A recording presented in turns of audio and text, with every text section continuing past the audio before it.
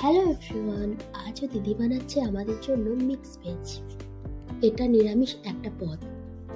Mix veg বানানোর জন্য প্রথমেই পনিরটাকে চৌকো করে কেটে নিয়েছে, এখন ভেজে নিচ্ছে। এবার তেলের মধ্যে দিয়ে দিয়েছে কেটে রাখা ফুলকপি আর লম্বা লম্বা করে কেটে রাখা গাজর।